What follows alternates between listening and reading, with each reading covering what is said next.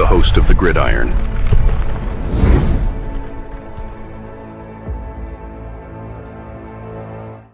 All right, welcome to the Gridiron, baby. If you can give this video a thumbs up or maybe share this video, that would be absolutely freaking phenomenal. If you subscribe to my channel, thank you. If not, please go down below, hit the subscribe button, hit that bell icon. That way next time I go live or if I put a video out, you'll be notified. And it's free of charge. What do you got to lose, right? It's totally free of charge. But if you are subscribed to my channel, thank you. If you want to help support my channel, at the top description box below, top link description box takes you to my membership page. I got 3 different membership levels. Each one has their own little perks to them. So once again, if you want to help support my channel out, it would mean so much to me. And I thank you in advance. And finally, just underneath that, there's another link takes you to my Facebook group. It's called the New York Giants, the Gridiron. It's my Facebook group. We have over 9,500 members in the group. It's doing simply marvelous, might I add. Basically, if I'm alive and breathing, and if I got internet access, I put stuff in this group darn near 365. It's called the New York Giants, the Gridiron. It's my Facebook group. Please join it. You will not be dissatisfied. I promise. All right. Well,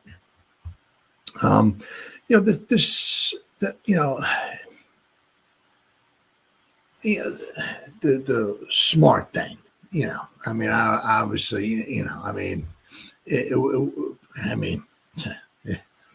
if you put the Eagles out there, right, and you,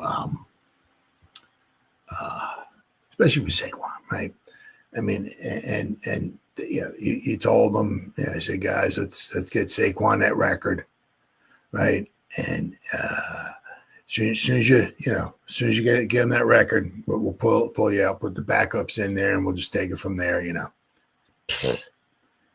Maybe half of football, first half, something like that. The Eagles pounding away, right? I would take maybe a couple quarters, and Saquon would have the record, and just have him sit out after that. You know what I mean? But the smart thing to do, and we're going to talk a little because I can't stand the Eagles.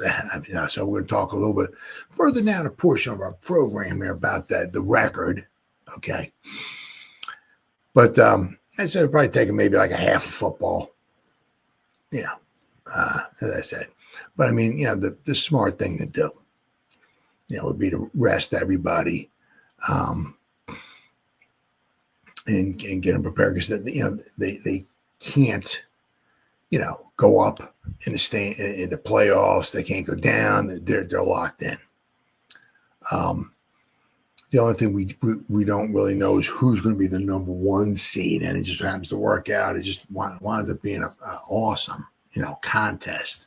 You're going to have the Lions and the Vikings, battling it out for the number 1 seed. I've said this before. The shame of it is with the Lions is, of course, they're totally, the defense is, they're going to just have to outscore everybody because, the football gods have not been kind to them. It's not something you sign up for. We're going to try to get to the Super Bowl, but make sure you decimate our defense, football gods. Make sure you all of our starters, just knock them all off. We'll have 13 string defensive players in there at the end of the season, and we'll try to beat everybody 59-58. They didn't sign up for that. They got decimated by injuries. Other teams are lucky, and they're not as decimated by injuries. But the Vikings, so whoever winds up being number 1 is, will certainly be worthy of it, right? I'm saying, but with the Eagles, is they're locked into number 2. It doesn't matter who winds up winning. That's that season. I'm sorry, excuse me. This season is, that division is. You got 2 teams that are 14-2. And I said, and quite possibly, it is what it is, right? But the Lions lost a tough one to the Bills. I said the Lions have the defense is just totally decimated. had the Lions actually were healthy on defense, they might have won that game. I mean, they could possibly literally be 15-1 playing against the Vikings, or 14-2. I mean, it's just crazy. But I said, then don't forget about the Packers. I mean, 11-5, I believe they are. They could possibly, they're playing the Bears, so they could be 12-5. I mean, you're gonna have in that division, right? You're gonna have somebody 15, and honestly, I don't know. Just don't know. If there's a tie, I could look it up. If there's a tie, who would win? If the Vikings and the Lions both line up 14-2-1, who would win the division? Because that's a possibility. But for the most part, somebody's going to be 15-2 in that division. Somebody's going to be 14-3. And quite possibly the Packers might wind up 12-5. I mean, whew, what a division. So let's see. So the Eagles will wind up playing. They'll be in the first round. They'll be the highest seeded team. They'll play the lowest seeded wild card team, which would wind up being. Let's see who you got. You're going to have, the Lions or the Vikings will be a wild card team. As crazy as that would be. Then you would have the Packers, then you would have the Commanders. Right. So whoever, once again with that, if the Commanders and the Packers both wind up, say, 12-5, because the Commanders are playing the Cowboys, right? So if the Commanders and Packers both wind up 12, I'm not sure who would be the lowest seeded team there. That I don't know. But it's going to be it'll be a little challenge because remember, let's not forget with the Eagles, right? They played the Packers first game of the season in Brazil. The Eagles pulled it out. Either team could have won. The Eagles pulled it out. Credit to them in Brazil. That first game was it wasn't the first game. It was the second game, I guess it was. It was a Thursday night game. I think that was a Friday night game. I guess it was maybe in Brazil. But that was a great game. Really, really good game. Eagles pulled it out. And then let's not forget, one of the three losses on the season that the Eagles have was to the Commanders. So that could be a very exciting game, that playoff game. But to the best interest of the team, the Eagles, just to rest everybody, and that's the goal, is to get to the playoffs, get to the Super Bowl, and win the Super Bowl. That's I mean, if he starts putting his players in there now, obviously,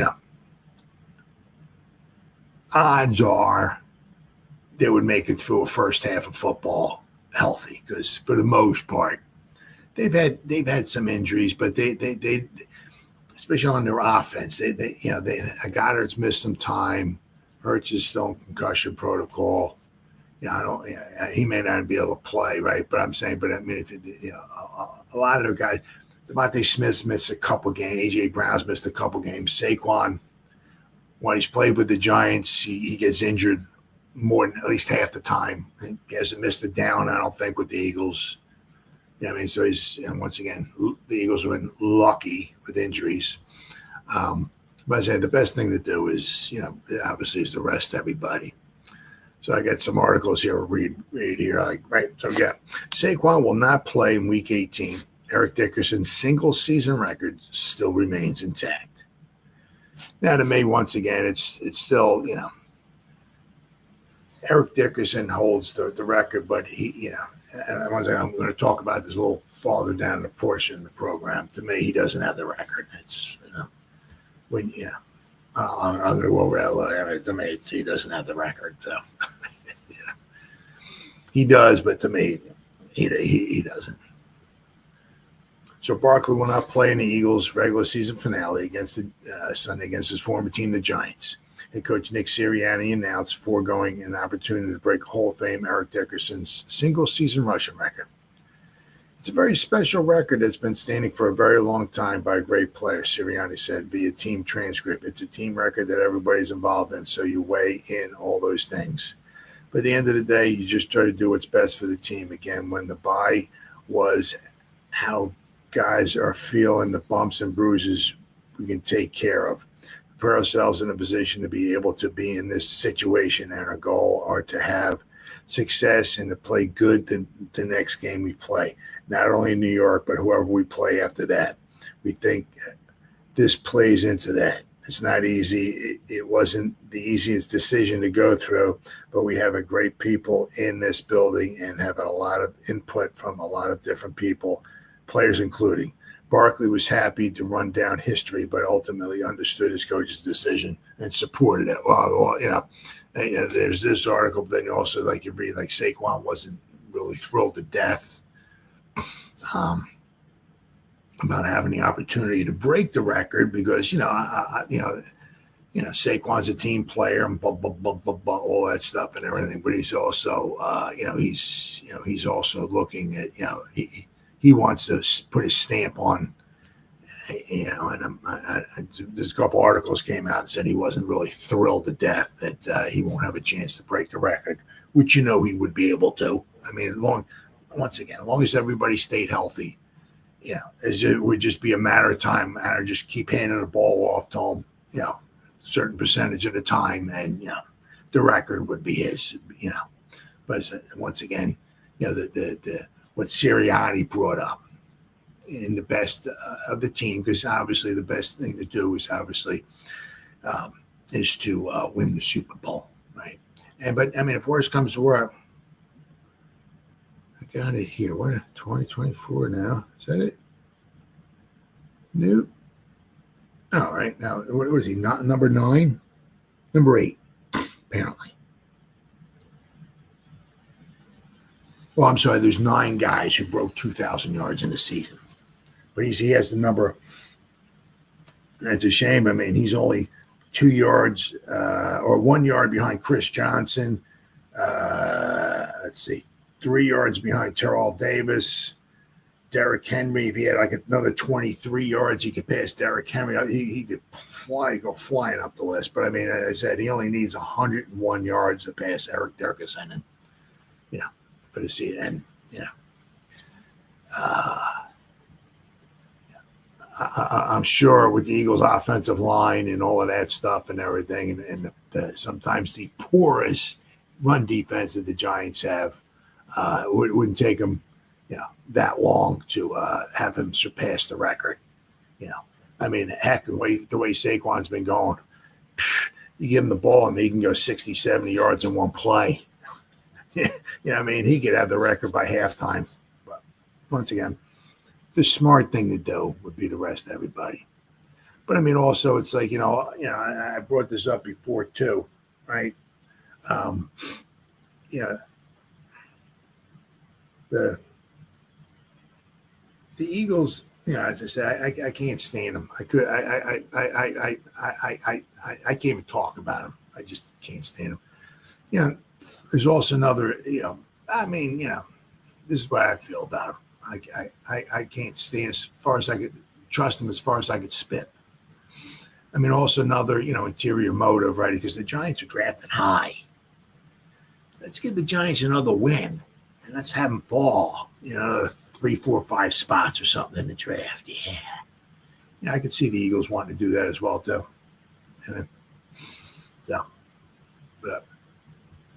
But so the Eagles, let's see here. Eagles could use some rest since they have played 12 straight weeks of football. That's a lot. Their bye was in week 5. So, as I said, once again, they've been relatively healthy. But, you play 12 straight weeks of football, everybody on that team's got some bumps and bruises. And you give an extra week off, boy, I'll tell you what, that's a huge help. Huge help. Now, the interesting thing would be, now, if the Eagles had a chance at being the number 1 seed, right? Say they didn't lose that game to the Commanders, right? And only had 2 losses. Now, I'm not exactly sure what the tiebreakers are and all that, right? But the thing would be, like, say if the Eagles had a chance maybe to be the number 1 seed, right? Would they rest their players in this game or not? they could be also they would probably want to play their starters, right, to win the game, to possibly be the number one seed to get the bye week. But also, you don't want to give your starters off too many weeks. I mean, have them be off the final game of the season, then have a bye week, and then have them be off have them play week 17, then their starters don't play again for another 3 weeks or so, because sometimes they come out and they're rusty. That could be a recipe for disaster. But let's see here. All right. So we look like maybe Tanner McKee could be the quarterback. The backup could be Ian Book from Notre Dame. Go Irish. Yeah. Kenny Gainwell will be the running back. Backups Will Shipley. The receivers, Jahan Dotson and Johnny Wilson. Let's see here. The starters at tight end, CJ Uzoma, I guess. Oh, he was placed on injury reserve, opening a spot for Dallas Goedert to return. There's a chance Goddard might see some series since he missed a bunch of time. Let's see. Oh, yeah, here you go. Right, there you go, right? Offensive line could quite possibly be Nick Gates. Huh? Remember that guy? Oh, he's going to want to ball out. You know that. Oh, yeah. Then they got their guard Tyler Steen, Darian Kennard to be right tackle. Trevor Keegan could be a left guard. The left tackle could be Fred Johnson for just a few series and will likely be replaced by Jack Driscoll. I mean, wow. I mean, holy cow. I'll tell you what, if the Giants can't at least keep this game close, oh my God, shame on them. But, the Giants are going to go out there trying to roll. Hey, we did beat the Eagles last week of the season, obviously last year, at the end of the 2023 season. Right? If they got their backups in, I don't see why. I don't see why the Giants couldn't make a decent game of this anyway. I mean, basically, we're going right. We're going. Our starters, even though we're pretty decimated by injuries, but our stars against their backups. So I mean, if the Giants get blown out of this game, oh my God, phew. Let's not forget, right? It was what was it? The 2022 season, the final game of the 2022 season. Remember that? We went into Philadelphia. We didn't need the game because we were locked in, right? So we had all our backups in there. The Eagles, that was the season. The Eagles obviously went to the Super Bowl, right? 2022. And so the Eagles needed that game. We had our backups in there, and we only that was when Davis Webb was in there, right? We lost, it was like 23-16 or something like that. It was a close game. Remember Kenny Golladay caught his only touchdown reception of his Giants career in that game. Remember Davis Webb, I think, just threw it up, and Kenny Golladay came down with it in the back of the end zone, right? I think he beat Darius Slay, right? And then and Davis Webb, remember he ran it in for a touchdown as well too. I mean, so the Giants gave a heck of a battle that day, the final game of the season, with our backups in there against their starters. So anything's possible. So, but at least look for a good competitive game here. As I said, the Giants are going to go out, try to go on a winning note. And I'll tell you, whether we beat their starters or their backups, if the Giants can finish the season, the players don't give a rat's rear end, okay, about the draft pick. Don't care, because a lot of these guys ain't going to be on the team next year. They care less, right? So I'm saying, so if the Giants could wind up winning the final game of the season in Philadelphia against the Eagles, they'll be ending on a high note. Of course, after we would go from whatever pick 4 in the draft, we're going to slide down to pick whatever 7, 8, 9, whatever. So, but It is what it is. But I mean, I don't even know if there's a quarterback worthy. I've taken up that high. I mean, I don't know. It's just all the stuff you hear and everything like that. There'll be more reports coming out as time goes by and all that everything. But I mean, I don't know if Shedeur Sanders or Cam Ward is worthy of like the number 1 overall pick or number 2 pick or whatever. So I just have to wait and see. All right. But somebody wants to end on a high note would be, right? Good old Malik. He needs 4 catches for another milestone, right? For another Giants milestone. So, he's going to want to ball out. Now, obviously, he's certainly been getting a bunch of reps, right? Now with Locke. So, the Eagles secondary, is really, really good. Their secondary is very, very good. But with their backups in there, right? Malik's had some playing time, obviously with Locke. Look for Malik maybe to end on a high note. Without question, because I'm sure we'll be able to throw the ball against the Eagles. But so we're coming off a stellar game. Malik Neighbors needs 4 catches for the Giants' single season mark, and also that not only single season mark, right? But he missed 2 games too. But also to be fair, right?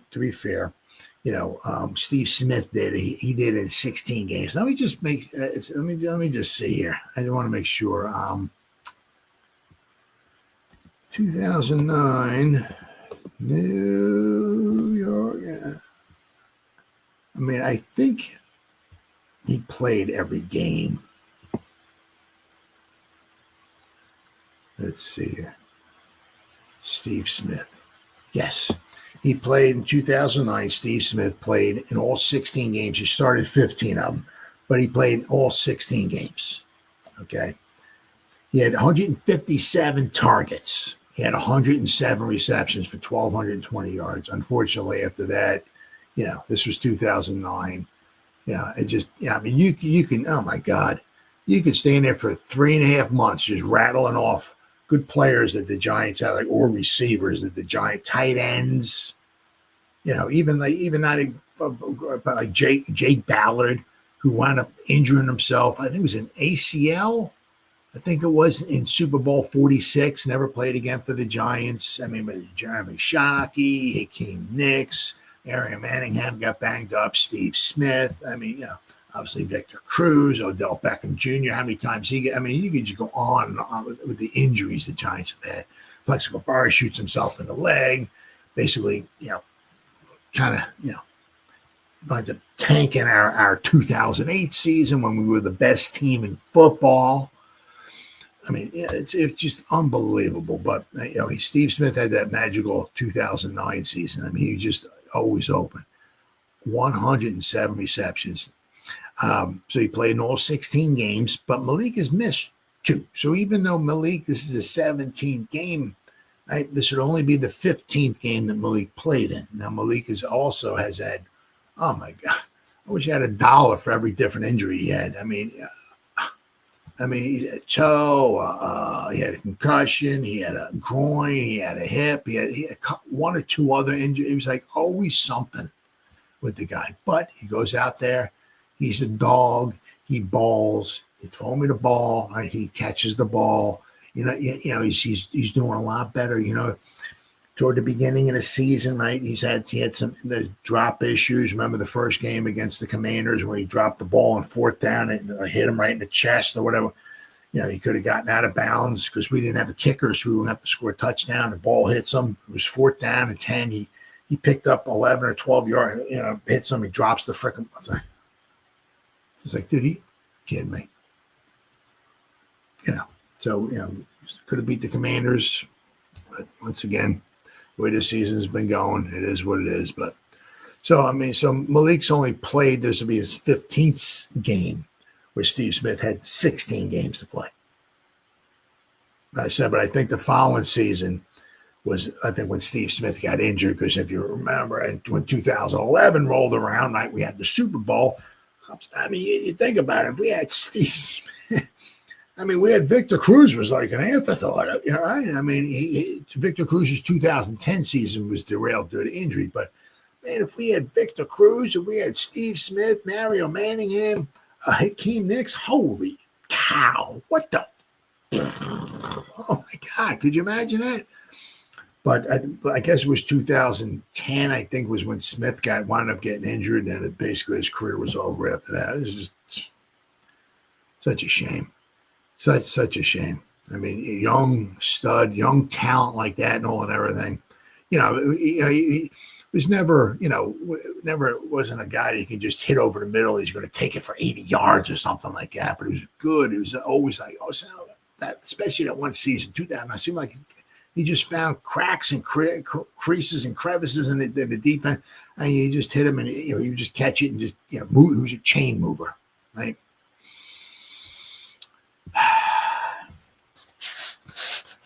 So let's see here. Whoops. Oh, and also that too. He's in a very, very impressive rookie class as well too. We'll go over that in just a second.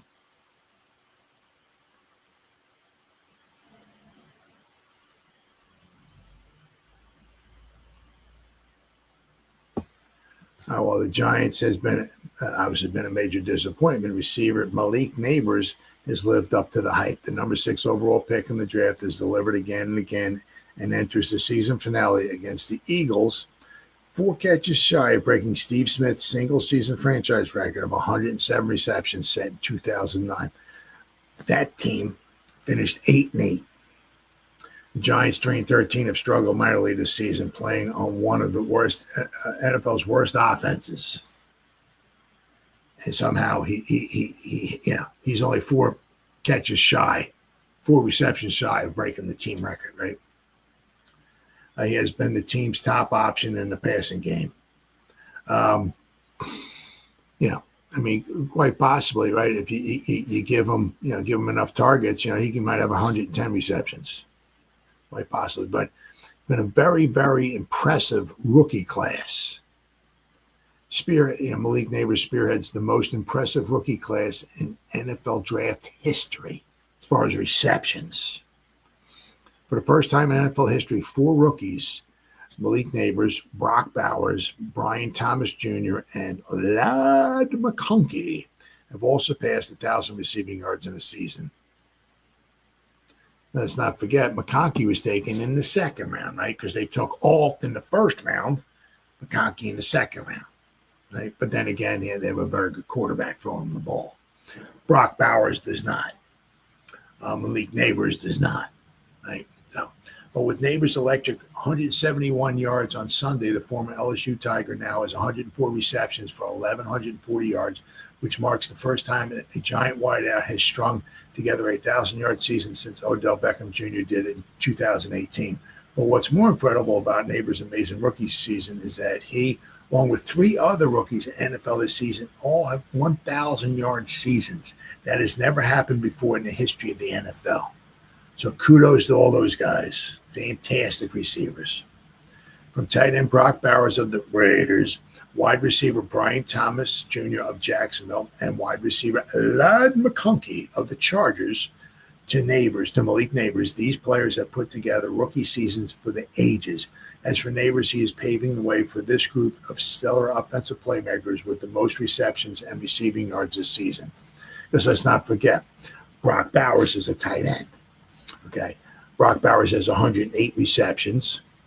Malik Neighbors, as far as wide receivers, by far, he has Brian Thomas Jr. has 80 receptions. Malik Neighbors has 104. So Malik Neighbors has even missed 2 games.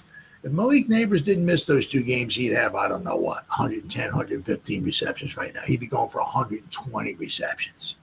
But Malik Neighbors is certainly on pace for, I would have to say, if the Eagles putting their backups in there, all right, Malik Neighbors should hopefully, knock on wood, get to 110 receptions. Because, a lot of it with Malik is not so much predicated on, drop back the pass, let's get that good protection in the pocket so the quarterback can stand in the pocket for 3.5 days, wait for Malik to hit a post pattern, 50 yards down the field, then we'll gun it. That's not what we do with him, right? A lot of short stuff, right? I mean, the couple passes that he caught went for the touchdowns, right? Against the Colts. The one was, I mean, my God, it was almost a lateral, right? But I mean, the other one was when he split the two defenders on the right-hand side. I mean, that was whatever, 10 yards down the field. So, I mean, we're not throwing a ball far down the field to him. It's kind of like get in there, look for the league, find him, get it out of your hands, and get the ball to him. Let him do his stuff, right? So, I mean, especially if the Eagles are playing their backups in the secondary, look for Malik Neighbor. Hopefully get at least 6 catches, right? At least get 110 receptions. I said he still missed 2 games. It just goes to show you. So as bad as this season's been, breath of fresh air certainly has been Malik Neighbors. And look, he's doing it with Daniel Jones, Boyle, Tommy Chicken, Cutler Parmesan, and Drew Lock. Could you imagine if we had, I mean, I know I'm asking for a lot, but a good offensive line, really good quarterback. Could you just imagine? Huh? Right? And then throwing the ball to Malik Neighbors, what we could possibly do. Right, so Malik was a mighty fine pick. We're going to need another good pick in the first round, too. But Malik, without question, was a fine addition to this New York Giants team. So the thing is now the Giants obviously have fallen, right, to pick number 4. Now, obviously, you have no idea what they're thinking. You're never going to know what they're thinking, right? But, I mean, you start looking at, once again, you're just looking at a lot of things you have no access to at all whatsoever. Like when Bob Papa was talking about this too. He said, the interview when they sit down and talk to the players, and you don't have access to that. You have no idea what they're talking about. The medical history, nobody has access to that except for like the football teams. Nobody. The press or nobody. They don't hand medical histories out to the guys in the press, or they're holding them out. Oh yeah, it was a fracture. Yeah. Nobody has that. Nope. But obviously, what you don't want to do, especially if you have that high of a pick, is just, we need a quarterback. We gotta take a quarterback. We got to take a player worthy of pick number 4. That's what they got to look at, right? And if it's not a quarterback, you don't take a quarterback. You take one maybe later on, right? Maybe Jalen Milroe in the 2nd round because he declared to come out. Now, apparently he's supposed to have a nice ceiling and all that and everything. Didn't have super spectacular numbers, but, he might be somebody that maybe Dable can work with. Right, so maybe what would that be? A day 2 pick, possibly. We'll have to wait and see. But the Giants went out and they scouted 4 other quarterbacks, right, that weren't not named Cam Ward or Shedeur Sanders. All right. Oh, where are we at here? Okay, Giants sent top execs to scout 4 quarterbacks not named Cam Ward or Shedeur Sanders, as per a report. The Giants finally ended their long and troubling losing streak in Week 17, but the upset victory over the Colts may have cost them the number 1 overall pick in the draft. In fact, Big Blue has dropped all the way from 1 in the draft to number 4, falling below the Patriots, the Titans, and the Browns. Considering top-ranked quarterback prospect Cam Ward and Shedeur Sanders are expected to go top 3, that could leave the Giants on the outside looking in at the position once again. But you need. I like to build the trenches on out. Now I don't know if there's there's apparently some good tackles. I don't know if the Giants are going to take a tackle. We have Illuminor. We got Andrew Thomas. I don't know why they would want to take a tackle. I don't know. Unless there's somebody there that just can't miss. I don't know. But I would love to build the trenches. Let's get the trenches built, and then let's worry about, there's plenty of options out there as far as quarterbacks. Plenty. Right? But if we can't get our trenches fixed, I don't know if it really matters who we have a quarterback. unless Patrick Mahomes is available, somebody like that. But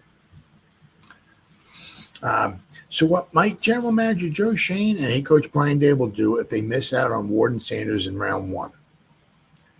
Per New York Post reporter Ryan Dunleavy, there are at least 4 other quarterbacks, the 2025 quarterback prospects, that this front office has done extensive research on to this point. Giants also reportedly had their top scouting execs get multiple live exposures to 4 quarterbacks forecasted to be mid-round picks. Jalen Milroe, who is apparently, has a good high ceiling on him. His numbers are not off the chart now, right? Could be like a Josh. I'm not saying, but like how a Josh Allen did not have super spectacular numbers in college. You work with him, right? And look what he's doing now. Mississippi's Jackson Dart, Texas' Quinn Ewers, and Georgia's Carson Beck. Dunleavy relayed on December 30th. Targeting one of these 4 in, let's say, round 2 or 3 would presumably mean signing a veteran bridge quarterback to compete with them out of the gates. Now, there's going to be plenty of quarterbacks out there. And let's not forget also, too, right, is that free agency, right, starts before the draft. So the Giants will, have, right? I don't know. Sam Darnold, he's going to be a big name out there. They're going to let him go, and they got McCarthy, right? Heir apparent, he's going to step in. What's Darnold going to want, though? I mean, the Giants have, $60 million or so in salary cap space somewhere. You look at over the cap, you look at Spot Track, they have different numbers, but what's Darnold going to want? But I mean, there's plenty of other guys out there too the Giants could bring in at quarterback. So let's see. Targeting one of these 4, right? So you would need a bridge quarterback. The top bridge quarterbacks are expected to hit the market include Justin Fields. That's if the Steelers are going to sign Russell Wilson. Did not look extremely well in some of his games, but I mean, the thing is with Russell, well, he might cost you more. I don't know, Justin, who knows? Jameis Winston, and the thing is with Jameis Winston can throw you in a game. He can also throw you out of a game. He can throw you 5 touchdown passes so fast it can make your head spin. He can also throw you 5 interceptions so fast it can make your head spin as well too. So, Mac Jones, Mason Rudolph, Carson Wentz, Cooper Rush. I guess his contract maybe with the Cowboys is over. He's been a decent backup quarterback, but Trey Lance and Andy Dalton. Although trade candidates like Kirk Cousins could enter the conversation as well too.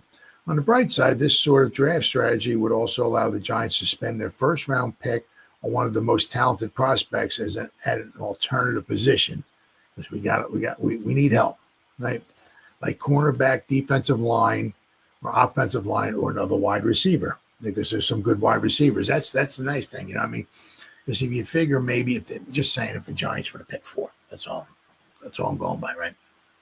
If Hunter goes in there, Ward and Sanders goes in there, you got the pick of everything else. You don't have Ward or Sanders, okay?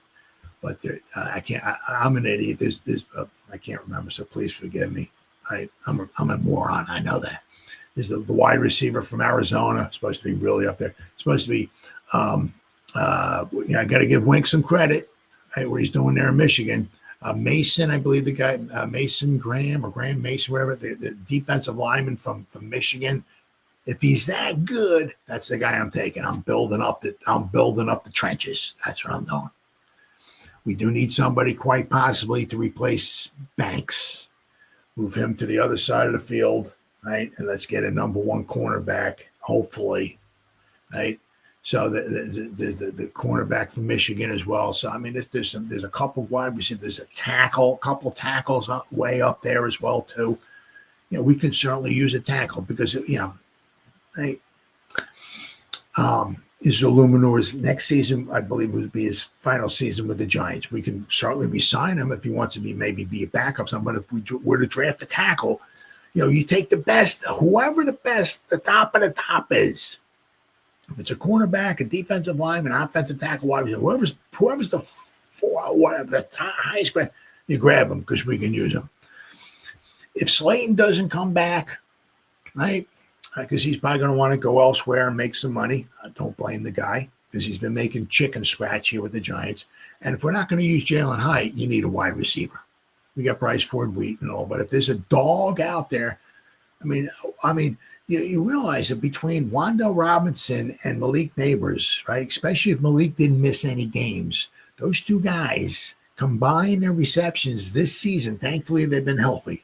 After this game is over, the Eagles, they'll have close to almost 200 receptions between the two of them. Pretty good, huh? Throw out another wide receiver, pick number 4. Wide. I mean, wow, we'll have some weapons. It's going to be expensive coming up, but so whoever the top guy is, pick him because we could probably use him. As I said, if the tackle is that good, I said, I like build. Let's get the trenches built. I said, because, you can pick up all these nice fancy gadgets and all of that stuff and everything and, corner this and blah, blah, blah. But if you can't control the trenches, you're SOL, baby. SOL. All right, let's see. The 33rd team's lead draft analyst, Kyle Krabs, referred to both Beck and Ewers as productive passers with questionable tools in October. Ewers is 6'2", injury history and frustrating lack of growth and consistency topped Krabs' list of concerns when discussing the Texas product. Krabs also noted that Ewers may have benefited from a star-studded supporting cast that was mostly drafted in 2024. Still, Ewers' natural throwing ability is worth looking into despite an up-and-down junior campaign in 2024. In a separate scouting report, Krabs wrote that Beck is held in high regard for his football IQ and throwing with anticipation. However, the draft analyst was more critical of Beck's precision accuracy, which is something you need, and ability to create outside of the structure of the offense. Jalen Milroe would profile opposite Beck in that regard, providing above-average dual-threat athleticism and creativity, but the Alabama product has had trouble reading defenses and progressing through reads. Oh, my God. It's unclear if his game will translate at the NFL level. I've heard some nice things possibly about him, but, it's not. It doesn't matter what we think, what the draft experts think. It's what if Shane and Dave are around, what they think. But if Milroe can't read defenses or progressing through reads, that's almost like Daniel Jones, right? Forget about it. And finally, there's Dart, who has put up big numbers inside Lane Kiffin's Ole Miss offense. Krabs' concern here is that the system has helped elevate Dart into an NFL prospect despite the clear cracks in his game, both under pressure and once he ventures off script. Krabs described the 6'2"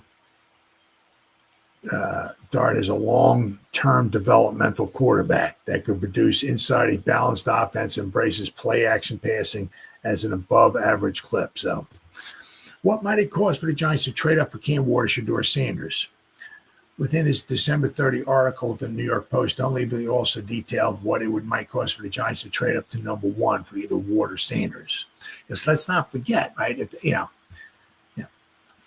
The Giants couldn't trade up last year with the Patriots because the Patriots wanted a quarterback.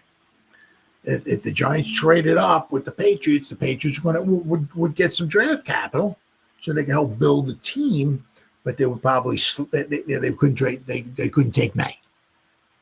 Right? They're going to fall out of that, and they're like, well, we're going to slide back to 6, and they're like, yeah, there's no quarterbacks back there that we want. We want Jaden Daniels. We want May, right? We want one of those couple guys. And if we fall back to 6, that's not happening. We're screwed. So we're not dealing. you heard on Hard Knocks. Shane was talking to I can't remember the guy's name, the GM, and they said, "No, we're gonna stay put. We're gonna stay put where we're at because they want a quarterback."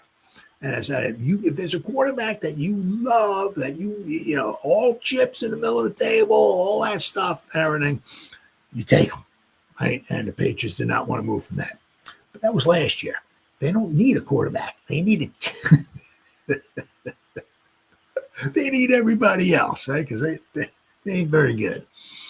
So if they could slide back to 4 and pick up some extra draft capital, they'll sign up for that in a heartbeat. Without question. So, you know, maybe the Giants could work a trade with the Patriots. All right, what do we got here? The last time that number 1 was traded for 2023 was when the Panthers sent the Bears number 9, a future first rounder, 2 second rounders, and DJ Moore to move up to the top.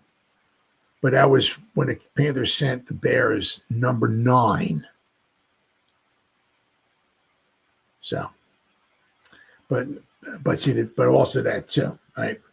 But Sanders and Ward are not considered in scouting circles to be the same caliber of prospect as a Bryce Young or C.J. Stroud were, right? And also the Giants would only be moving up from 4 to 1, right? And moving up from 4 instead of 9 is a big difference in cost. Absolutely. The 2 best examples are from 2 decades ago, Dunleavy said, though trade returns have skyrocketed since then. Obviously, let's not forget, right? Giants went from 4 to 1, right? Eli, they took Phillip Rivers and they traded for Eli, right? He cited the Chargers trading the number 1 pick to the Falcons in 2006 and famed the Rivers Eli Manning swap. The more recent Chargers deal cost the Falcons the number 5 overall pick that year, a 3rd rounder, a future 2nd rounder, and a wide receiver, Tim Dwight, for Dunleavy. So while the Manning trade cost the Giants the number 4 overall pick, which was Rivers, a future first rounder the following year, because in 2005 the Giants did not have a first round pick, a 3rd rounder, and a future 5th rounder. Right. So, you know, so to go from 1, I mean, possibly. I mean, possibly. So you go from 1 to 4.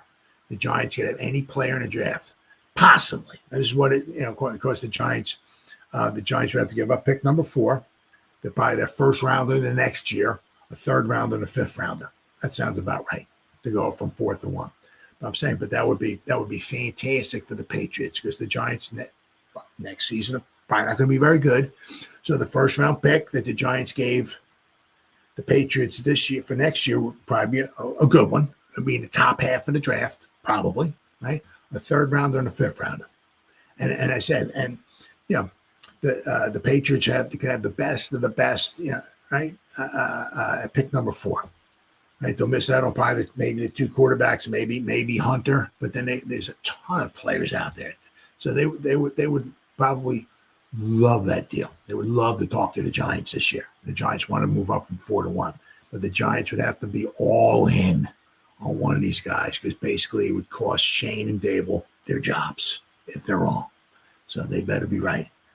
But you know, a lot of guys, there's a lot of options out there, a lot of options. But you know, if you're picking 4, 3, 2, 1, or whatever, you know, and you take a quarterback, you know, it's going to cost you your job if you're wrong, without question. Especially if you trade up and you trade away draft capital. Oh my God, and they're not worth the pick. It's going to set you back years. Set you back years. All right. Then I came up with this here because I'll tell you what,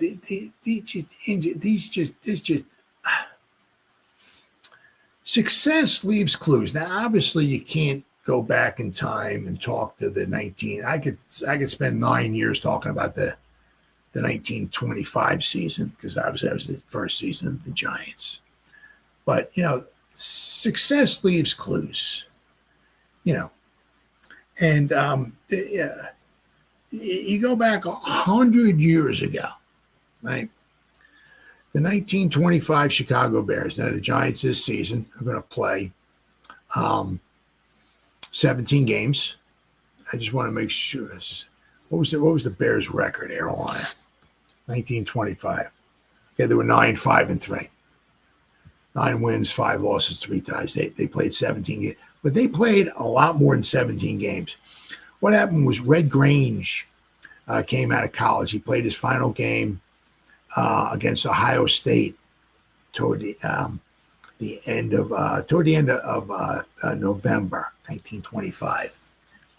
After there was no draft then, so after he played his final game, he left school and he became a pro. He signed with the Chicago Bears.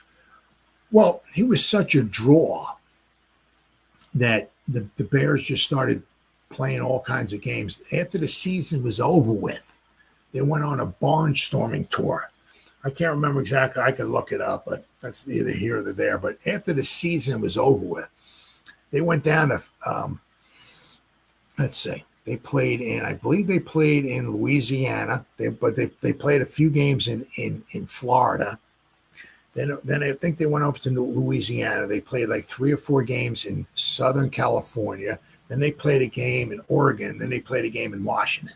They played like probably at least 10 games after the season was over with, just to make money. Actually, it was interesting because I think it was Christmas Day, 1925. They played a game in Florida, Coral Gables Collegians. It's either Coral Gables, I can look it up once again, but it's either here or there. It's either Coral Gables Collegians or the Coral Gables All-Stars. They built a stadium just specifically for the game. And actually, it's interesting. After that game was over, the Bears started playing a couple other games. The Giants played a game down there, too, in that same stadium against the Coral Gables Collegians or All-Stars, whatever they're called. But they built a stadium just for Red Grange for the game. It was basically all out of wood. They built it in like a couple weeks. They just threw it up real fast. They only got a few thousand people, so it was very disappointing. But the thing is that the Bears that season played 17 games. Right?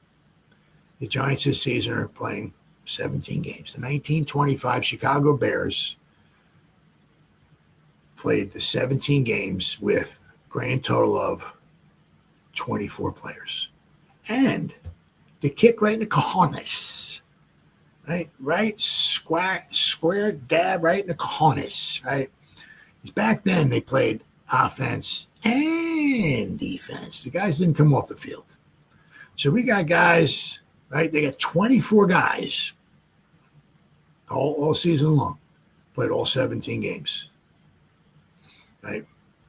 And they played offense and defense. We got guys, we got special teamers. Oh, that's another thing, too. My bad. I apologize. They played offense, defense, and special team. I mean, whoever the punter was for the team was on the offense. It was their end. It might have been their fullback, their halfback, their quarterback. Right? They didn't come off the field. They're kicking a field goal. They're not running guys on and off the field. Yeah, no. The defense, they just stay out on the field. And they did that with, they did that with some of the crappiest fields you'll ever see in your life. Mud bowl. I mean, just crappy weather. 24 players they played with. Fast forward 100 years, right? And the Giants, I mean, they got the best of the best. They got, strength and conditioning coaches and weight training programs, and they got the best food, and they got the best this, and they got all of this stuff, and the Giants have had, I think now with Armand Watts, I think going on IR, I think with Giants have had to be 28 guys. And I saw a report that Raheem Lane was going to be going on IR, but apparently maybe not. I don't know if he's on IR or not. I'm not exactly sure. But the Giants could almost have like 28 or 29 or so guys on IR throughout the whole season. And the Bears in 1925 played the whole season, 17 games with 24 guys.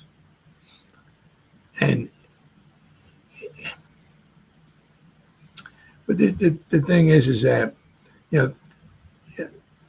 it's not like these other teams, their players are special. They have magical knees, or they have magical backs, or this or that. Or, there's certain teams like almost year in and year out that stay relatively healthy.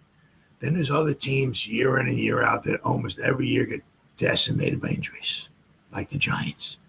Success leaves clues. Now, obviously, I said you can't go back 100 years and talk to the 1925 Chicago Bears. Once again, I said played 17. I played even more. They played over 30 games that year because in between, right? Let me pull this up here. In between 1925 Chicago, in between their games, they played exhibition games. I gotta find the right. Here we go. Is this gonna have it? Yep, here we go. Oh my God. Okay, yeah, they finished it. They finished their season. They finished their 1925. This is the Bears. They finished their 1925 season on January 31st, 1926. They played. Hold on. A couple of the games got canceled. So they played 1, 2, 3, 4, 5, 6, 7, 8, 9, 10, 11, 12, 13, 14, 15, 16, 17, 18, 19, 20.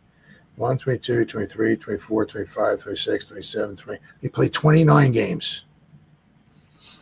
They played 29 games. Their first game was in September 20th. The final game was January 31st. So in a little over 10, 11, 12. Yeah. A little over 4 months, they played 29 games. 29 games. 24 players played 29 games. Absolutely amazing. I said after the season was over with, the final game of the season was against the Cleveland. No, that was canceled. Final game of the season was against the Giants on December 13th. The Giants won 9-0 in Wrigley Field. Actually, it was called Cubs Park back then. But after the season was over with, they played the Coral Gable Collegians. They played Tampa Bay. They played Jacksonville. Then they played the Southern All-Stars in New Orleans. Then they went out to play in Los Angeles. They played in San Diego. They played in San Francisco. Then they played Portland, Oregon. And they played Seattle. But they played 29 games all season long. I'm just saying, success leaves clues. If there's other teams out there that don't get as injured year in and year out, wouldn't it be? I don't know if they could pick a phone up and something. Mr. Marek call another owner or something like that. Could we just come by and see what we don't want to see your plays or not whatever. See what your facilities look like. Talk to somebody. What do you guys? I don't know. Whatever. What do you guys feed them?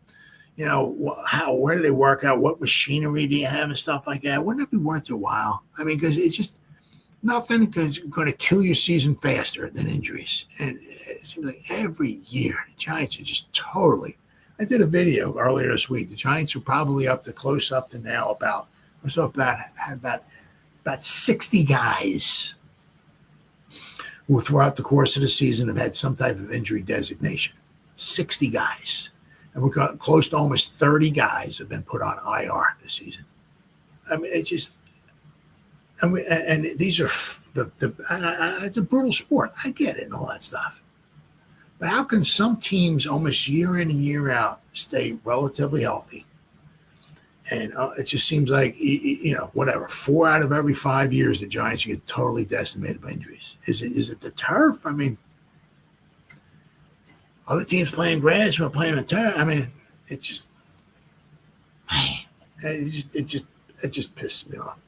Absolutely pisses me off. But it just goes to show you, right? If you go back 100 years in time, right? Guys back then played offense and defense. And the 1925, there was other teams like that too. But the 1925 Chicago Bears played 17 games with a grand total of 24 players. And they played offense, they played defense, and special teams. They didn't come off the field. Our offense goes 1, 2, 3 punt, right? They go on the sideline, they sit on the sideline for 5 or 10 minutes, and They do that almost all game long, and by the time the game's over, guaranteed somebody's going to miss some time the following week because they get injured. Just simply absolutely amazing. That crap just pissed me off. All right, so another thing that pisses me off. I can't stand the Eagles. So sorry, Saquon. You will never own the rushing record. Now the one thing is you can look is that you know, it's not so much how many games the guy played in and all that. It was, it's to me, it's like, how many carries did you have in the season, right? How many carries did you have? And, to me, because to me, right, you look at the top, like there's 9 guys, right, who've rushed for 2,000 yards in the season. Now, he was the first guy right here to do it. He did it in 14 games, but he had a lot of carries, right? So Saquon's in that 2,000-yard club, right? But let's see. Where are we at here? Is this? Oh, here we go. All right. Now, the thing is that, so we got O.J. Simpson in 1973. He had 2,003 yards. Now, Saquon has 2,005. But Saquon has, what does he have? Saquon has 13 more carries, right? O.J. Simpson averaged 143 yards a game. I mean, if you go by the top 17, 18, I mean, yeah. He averaged 140. You go to the top 25 guys as far as most yards in a season. You go to number 25 is Larry Johnson. He had 1,789 yards in 2006. So the top 25 rushing totals in NFL history for a season. O.J. Simpson, in 1973, he averaged 143 yards a game. He averaged 6 yards a carry. He's by far, he averaged as good as the season as Saquon's had. Saquon's only averaged 125 yards a game. O.J. Simpson averages 143. He averages 18 more yards per game. He averaged 6 yards a carry in that season. But he had 332 carries. Saquon's had 345 carries. So Saquon's had 13 more carries than O.J. Simpson. But to me, and I said once again, O.J. did this in a 14-game schedule. Now, the other thing, too, is that, Eric Dickerson, Eric Dickerson has had, let's see, what's he had? He's had 34 more carries than Saquon. Yeah, 34 more carries than Saquon. If Saquon had 34 more carries, especially this weekend against the Giants, he would blow Eric's record out of the water, blow it right out of the water, right? And the one thing is that, possibly giving Eric all those carries, maybe not resting him. I don't know what the playoff situations were. Or in the final week, I could look, but it's either here or there. But the thing is that might have hurt Eric, maybe, possibly in the playoffs, giving him all those carries and everything like that, and trying to get him the record. Why? Because in the first round of the playoffs, the Giants went into Los Angeles and beat the Rams, right? We beat them 16-13. Now, interestingly enough, during the regular season, the Giants went into Los Angeles and played, and got blown out by the Rams in Los Angeles, blown out. But in the playoffs, right, maybe he had almost 400 carries during the season. Eric Dickerson wore down. And maybe that helped maybe the Giants win that playoff game out in Los Angeles. But you can just look and see how many yards per carry the guys had and all that. But Saquon's had more carries than O.J. Simpson did, and he only has 2 more yards. Saquon has like 34 less carries than Eric Dickerson. So give them both the same amount of carries. Eric Dickerson averaged what? 5.6 yards a carry. Saquon's averaging 5.8 yards a carry. Yeah. But they both had, 16 games. O.J. Simpson did it in 14 games. Now also, with the Bills, and with it's a little different because with Saquon, he has 2 pretty much number one, because once again, there's no salary cap in Philadelphia. you look at like Jalen Hurts, Saquon Barkley, Devontae Smith, A.J. Brown, and Lane Johnson. I haven't looked at any others, but like the top 5 guys, pay-wise, on the offense, they all have void years on the end of the contracts, meaning they bring them in, they pay them whatever, pay them a nice good salary, but they don't pay them right now. It's all pushed after they're gone and their salary and their contracts are done. That's when a lot of their money is come due. They couldn't do that back then. Back in 1973. Back in 73, there's no salary cap or nothing like that. You draft and maybe you trade, and that's what you got. You pick guys up off the streets and stuff like that. There's no bringing a guy in. You don't bring all these guys in. Yeah, we'll give you so much money. We'll give you like 35 cents now, and then we'll just pay you all later. There was none of that then, right?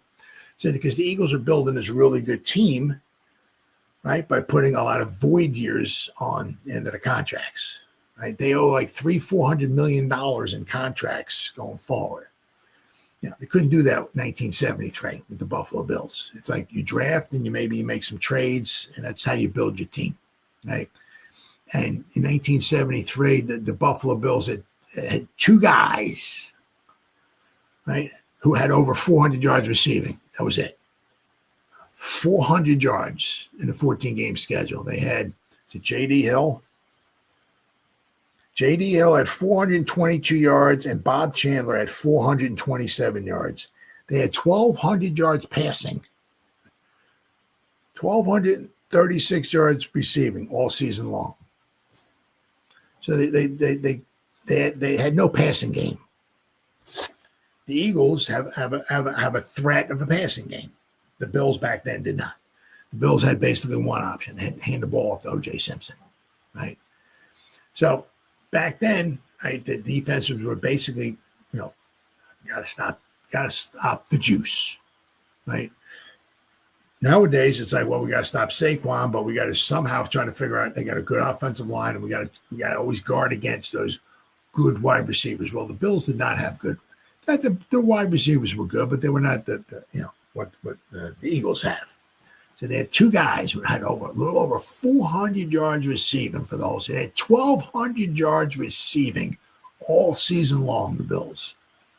Their whole offense was around the juice, right?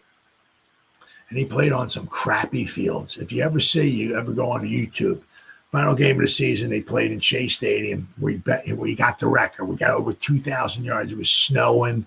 The field was muddy, dirty, sloppy, icy.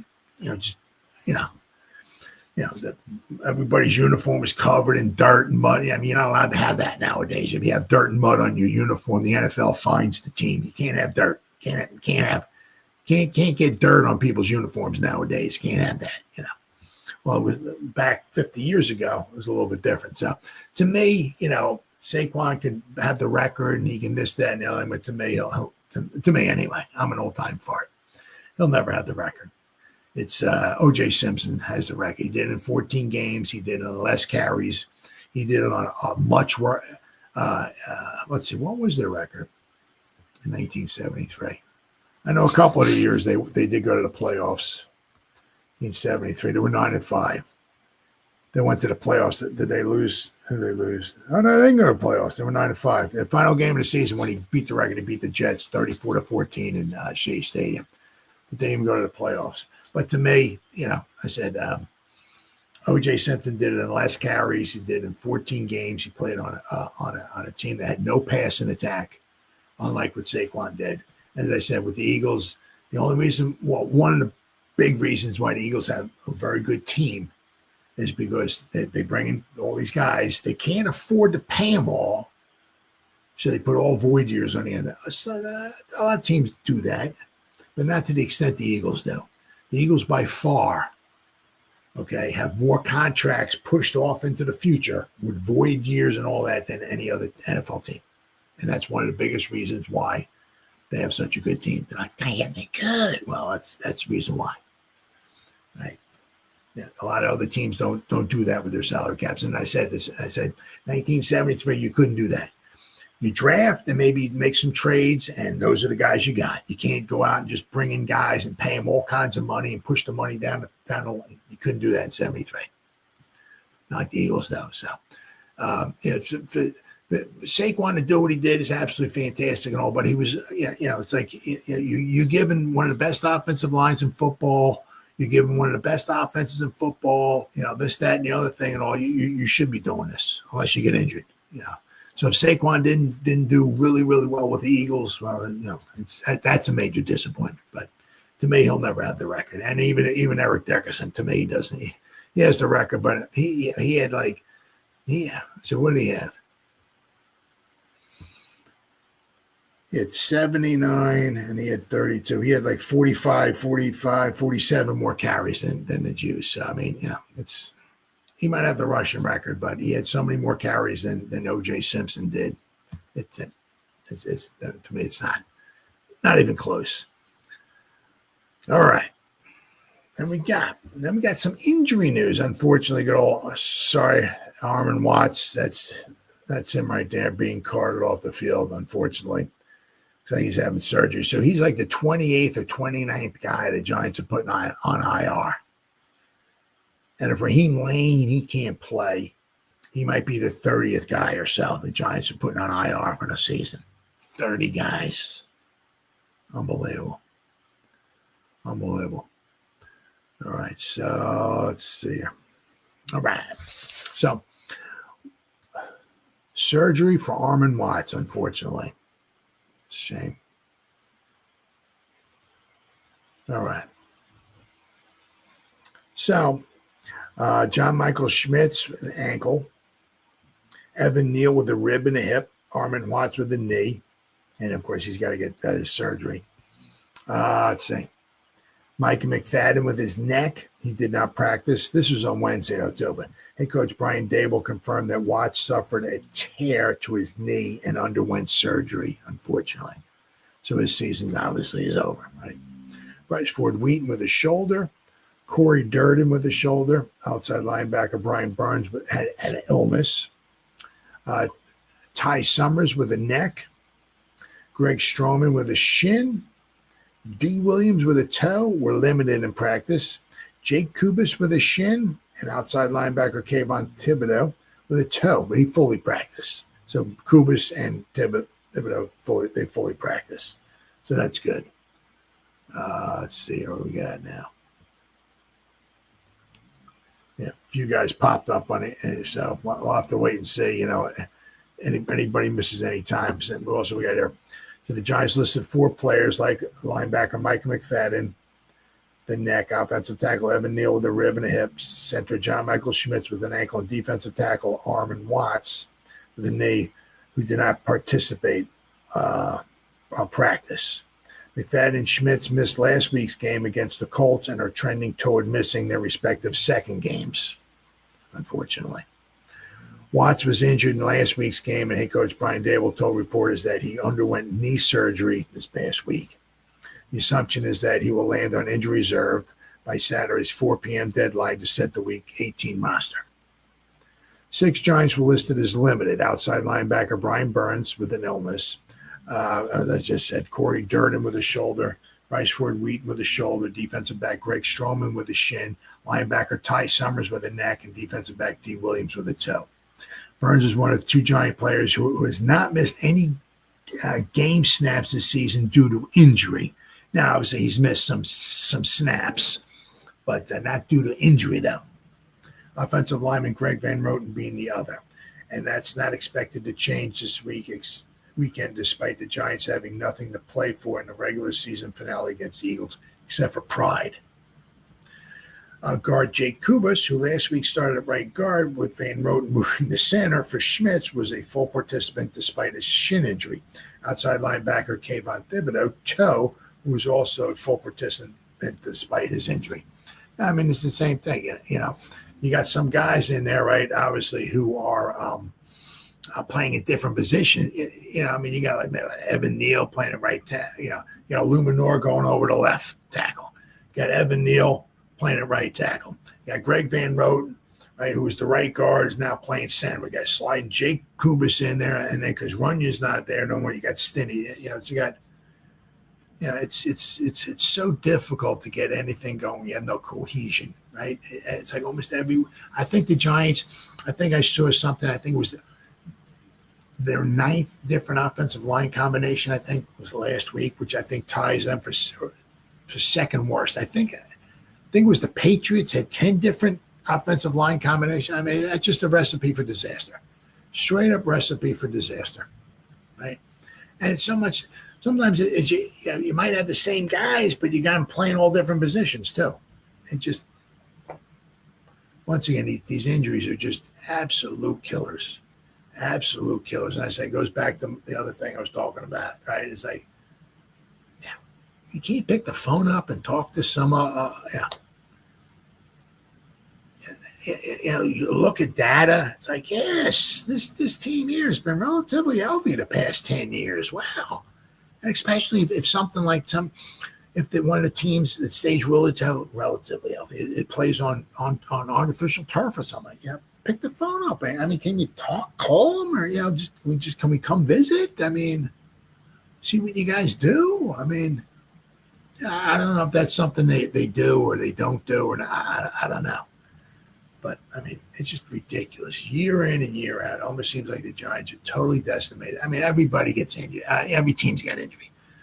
But sometimes there are just some teams that I did this same thing too. I did this with a video earlier this past week. The Giants had like 28 guys. I think I had my video on IR.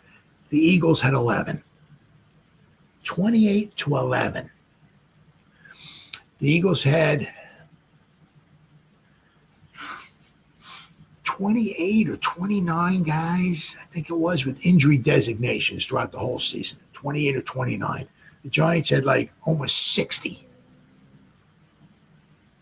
The Giants had had about twice as many guys with some sort of an injury, like whatever, Andrew Thomas 1 week was out.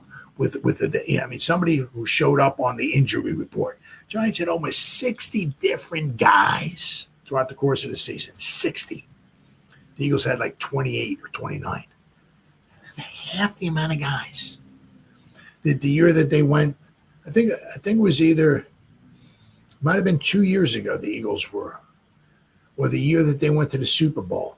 They didn't have that many injuries either. There was the 1 year that it was Mike Vrabel's final season when he was with Tennessee, right? His team was so decimated by injuries, and they were by far the worst team as far as injuries. Jacksonville was the least. And that one season, Jacksonville, so it was 2 seasons ago. Yeah, it was 2 seasons ago.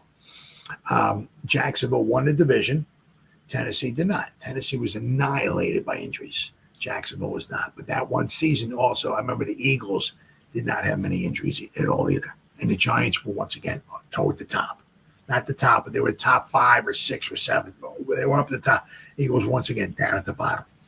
How can almost every year, or like 4 out of every 5 years, the Eagles stay healthy, where the Giants 4 out of every 5 years get decimated by injuries? Success leaves clues. There's not magical knees that the Eagle players have. There's not magical water that they drink. There's not magical Gatorade there. There's stuff that they do on a consistent basis, right? Whether it's playing on grass or whether this or that, or there's stuff that they do on a consistent basis, right, that keeps their players healthy. And there's stuff on a consistent basis that the Giants do that makes them get injured. Success leaves clues.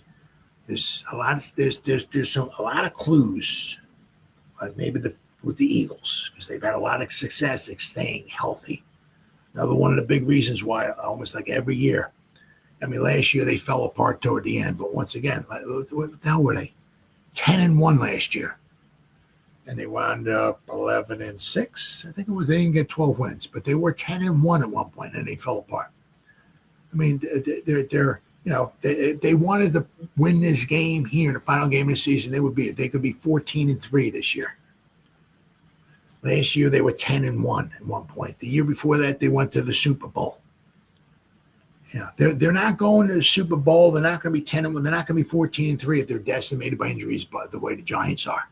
There's stuff that they do, and I said I don't know if it's because they play on grass or what, but the stuff that they do.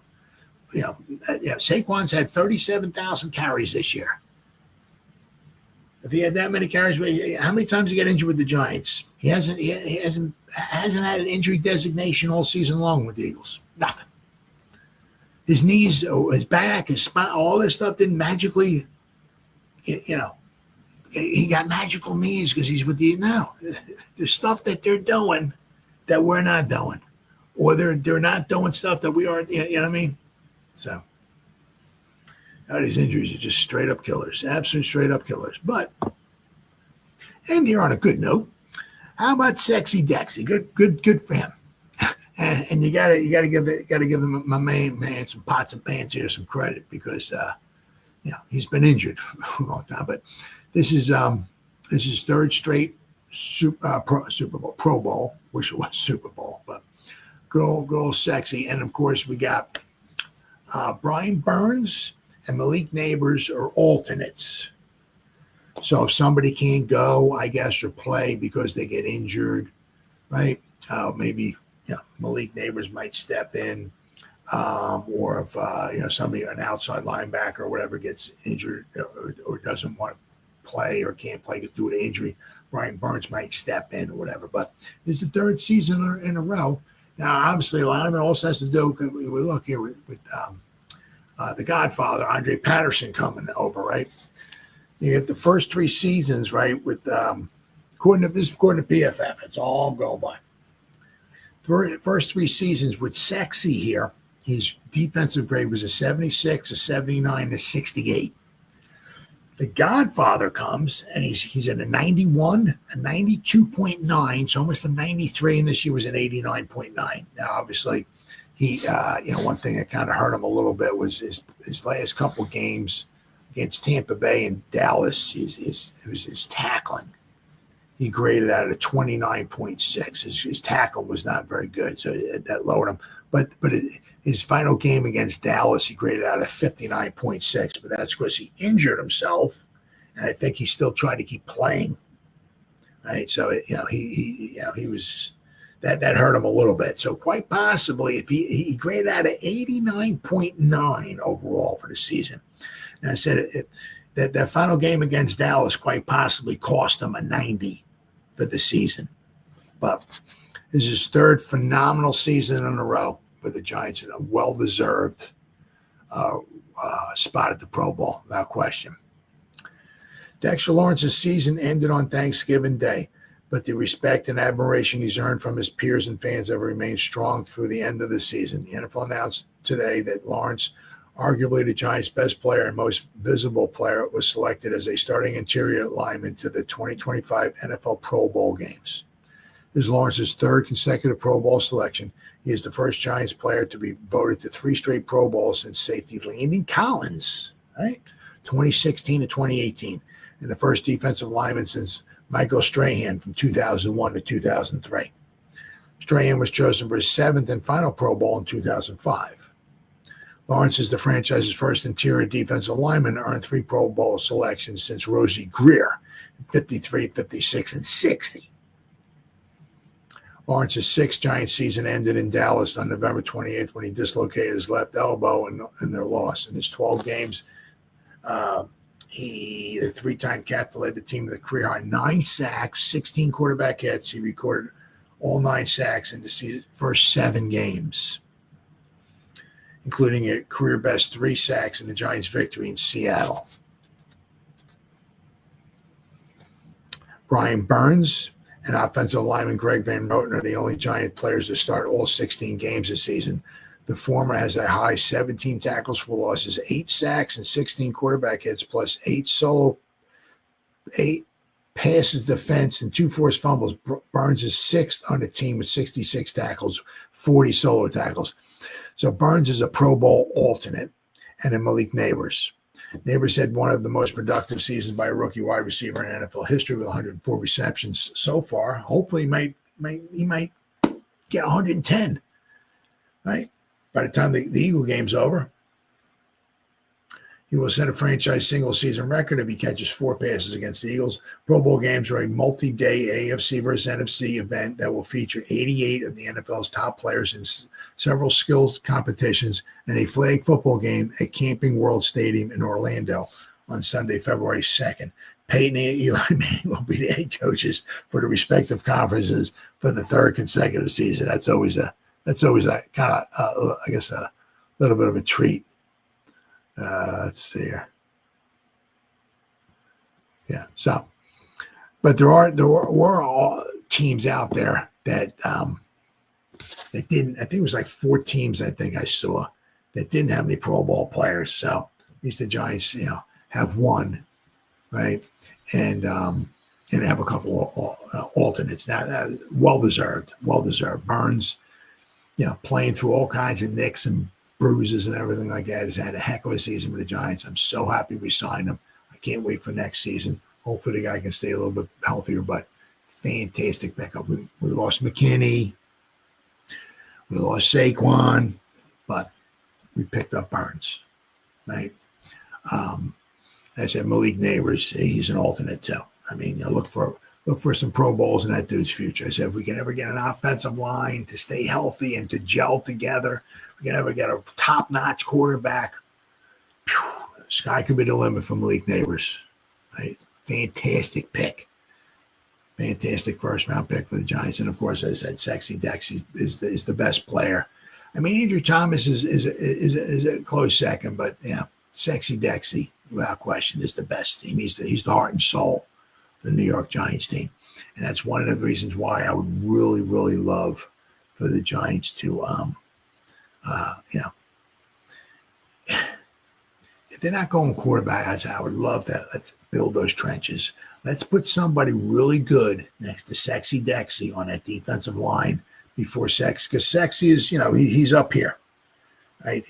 6 seasons. He's going to start somewhere along the line. He's going to start on the decline. Sexy's not going to be playing for the next 35 years at this level.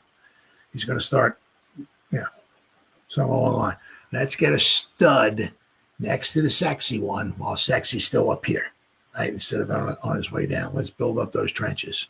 Because I said it before. I said, if you can't control the offensive lines of scrimmage, you're going to have a hard time winning in this league. All right, guys, been 1 hour and 27 minutes. Whoever spent any time listening to me live, thank you. If anybody's going to spend any time watching a replay this, once again, thank you so much from the bottom of my heart. It means the world to me.